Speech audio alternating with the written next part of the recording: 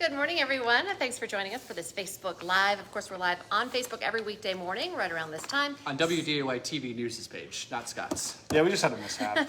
I went live on my own personal page, and we did a whole spiel. Which your friends and family really appreciate. Yeah, they probably will. But now we need to go live to the wider audience, including all of our viewers. So I think we are on the right page. A reminder: you can watch us every morning from about 8 o'clock. We have this on our Facebook page, and then you can watch it throughout the rest of the day on your feed. So join us every day. If I click on the right icon on my phone, I will go live on our Facebook page. Well, in our defense, your defense, we have breaking news we're covering on an accident on 12th Avenue North. We'll have a few more details for you on that here in just a couple minutes. First, though, we want to talk about the weather. We talked about, you got out of the car this morning. It was chilly out there. Yeah, it feels like October more than it does early August. Yeah. It's cold out there. However, it was at least cold this morning. Temperatures middle 40s to upper 40s, and this afternoon it's not going to get too warm either. It's fair to say today's cold is early August. Our average temperatures in the low 80s today. High temperatures middle 60s. Okay, yeah. That's pretty chilly. And 40s to start the day. I mean, 40s overnight. That's chilly. It is, and it feels like fall. It really feels like fall out there. Today,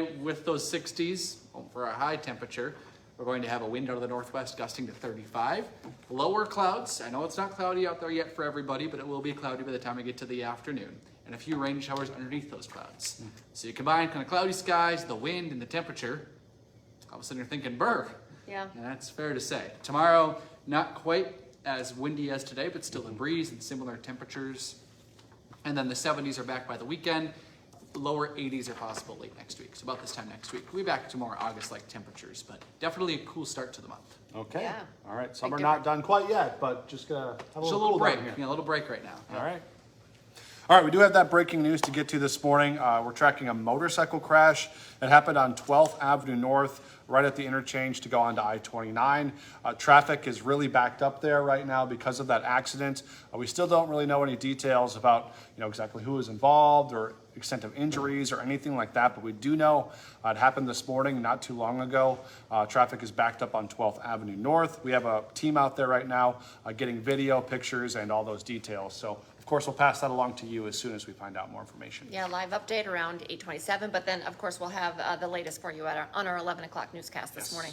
A story we broke on First News this morning, still tracking developments on this one. We do know, though, a man was arrested overnight for a shootout in Moorhead, apparently over a property dispute.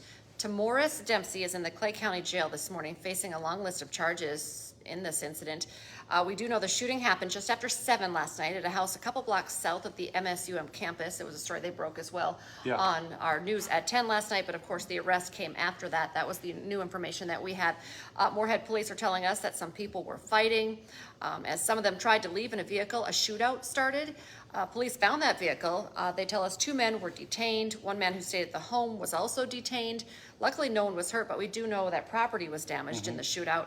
We are still working to learn Dempsey's role in the shootout and the names of the other men who were detained by police and trying to find out if they're going to face any charges, if anyone else will be arrested in this. So stick with the news leader for updates. All right, happening today, former North Dakota State Senator Ray Holmberg is expected to plead guilty to traveling overseas to sexually abuse a child.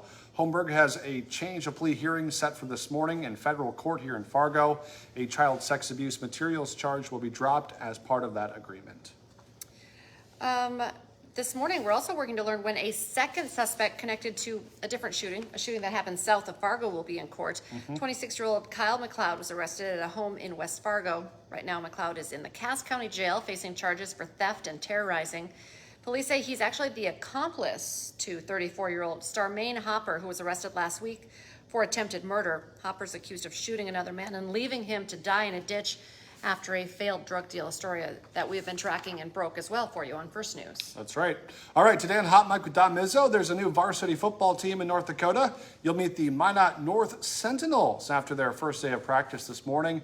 Plus, the Vikings are gearing up for their preseason opener on Saturday.